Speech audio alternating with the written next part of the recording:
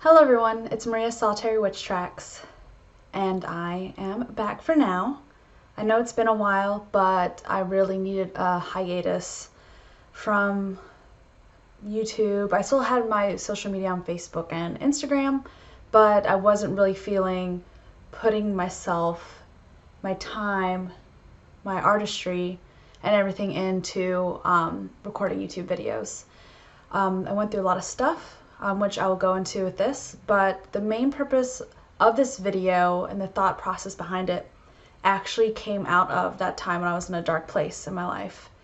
And it's called The Art of Sacrifice.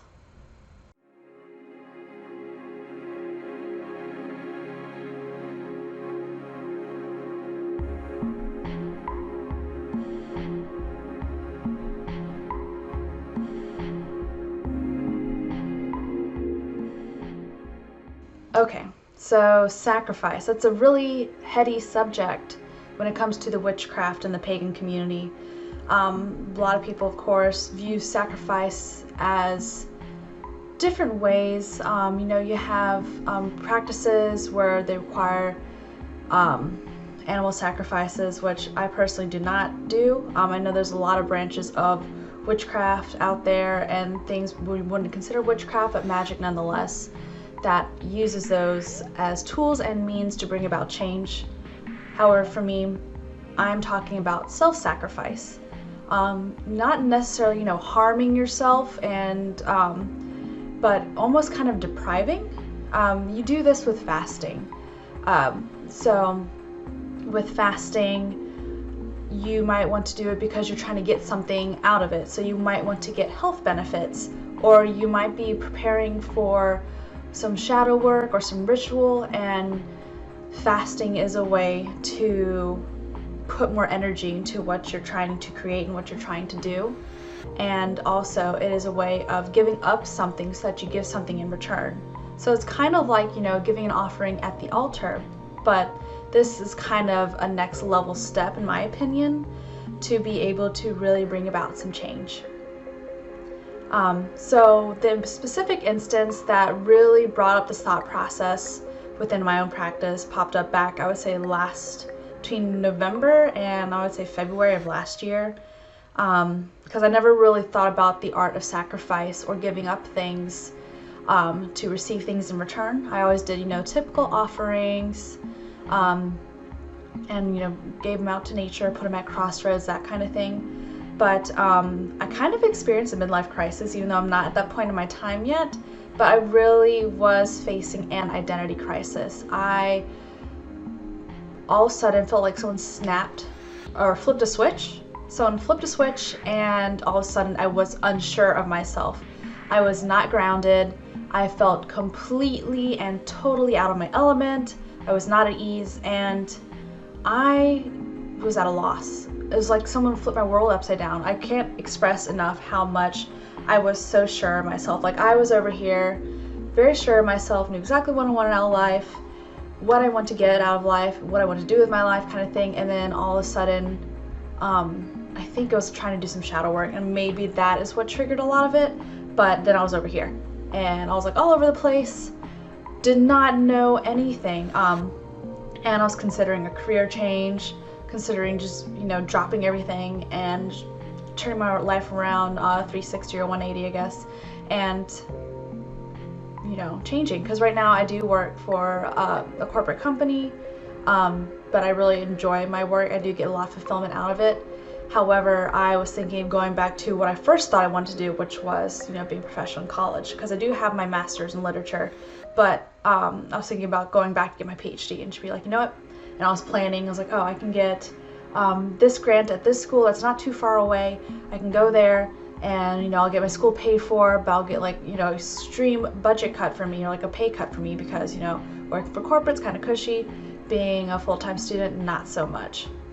And so I was going back and forth, and I just so anxious. I remember talking to one of my best friends about it, and just every day being like, I don't know. And so I'd always try to do things to ground myself, I would try to I would wear black tourmaline and things like that, and I would have hematite in my pockets and do all this kind of stuff and try to do grounding meditations in the morning to see, but that wasn't solving the problem. It was kind of putting a band-aid over it. And so I remember specifically during one of the new moons, I can't remember, I think it was towards sometime in January, the new moon in January of this year technically, and I just really needed to breathe. I really needed space, and I really needed to sort shit out in my life. So I decided I was gonna be giving an offering. I'm trying to remember exactly what I offered. I think it was just a bowl of fruit and veg and my favorite things, because oh, there's my cat, it's Bronte. Bye. But so I was like, okay, all of my favorite things I would love to eat that I would not want to give away, kind of thing, I put into this bowl. And I did my ritual inside at first because it's January, super cold here, and I really was just trying to do a ritual of just letting things go and trying to create space. So I was, because for me, the waxing to the new moon is kind of a time in life where you just kind of let things go, push things away, things that do no longer serve you, have the universe take it away from you. And so I was kind of in that mindset, and I had the ritual to give me that space, banish those feelings, and trying to also connect with my shadow self, because there's a lot of stuff that wasn't resolved there. And I go through phases, I feel like every year I have to go through shadow work, which isn't a bad thing, because it means you're constantly working with yourself, improving yourself, and being the best person you can be by accepting all of you. And so a lot of that I do is shadow work, and I did sort of trance meditation with Hecate, who's my matron. I work a lot with her in Frigga, side note. But so I worked with Hecate and had a trance meditation with her, and she said, just give, and you will receive. And so I was like, when I came out of it, I was boggling, what do you mean give? I have an offering, I've been giving offerings and all this stuff, what's going on? And so I was like, you know what, I'm just gonna go give my offering, and I will see what happens. So I go out to my back area. I live in a townhouse, so it wasn't very private, but it was dark at night and no one else was outside, so I was like, okay, cool. And I wasn't thinking, because normally when I go out and give offerings after a ritual, I just go with my bare feet to help me ground as I walk. And it was so cold, bitingly cold. So where I live, it's kind of near swampy area. So the yard behind me is usually very muddy and squishy. So imagine just cold, ice cold mud on your bare feet. It was painful. I mean, it wasn't obviously my feet were gonna fall off, because I'm not gonna stay out there forever until I get frostbite, but it hurt. It felt like needles, and I was just like, oh, this hurts, it's painful, I should go put shoes on. And then I stopped and I was like, wait, give. What if I give more than just my offerings I have in my hands? What if I give my comfort? What if I sacrifice that for a little bit? What if I sacrifice the not, I wouldn't say hurt yourself, obviously not, but I feel like at this point, I wasn't really hurting myself, but it was uncomfortable. So sacrificing my comfort to get out of your comfort zone, so to speak, and be able to receive in return. And so I continued to walk to the tree I normally leave my offerings under. So walking through really cold mud, swishing between my toes, painful.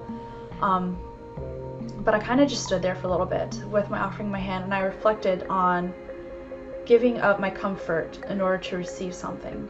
And is a completely different level of offering in and of itself. I'm going above and beyond what I normally would, and I feel like doing what I did really helped me to solidify what I was willing to give to the universe, what I was willing to do for myself, to be able to get where I need to be.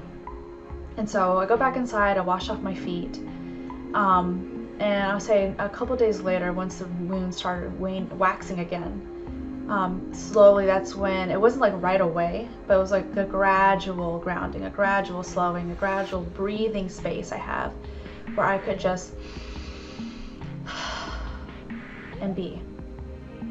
And so that's what got me on this whole train of sacrificing. So just doing things that you normally do to comfort yourself, or like you can give up. So like even as simple as like, oh, like let's say, you know, you go to Starbucks or something every morning, like I have to have it, but why not get it up, give that comfort up for a week? Why not give up that pleasure, that satisfaction up for a week, and put that energy instead towards what you're trying to get, what you're trying to manifest. So like it could be anything. So I wouldn't say like, you know, harming yourself.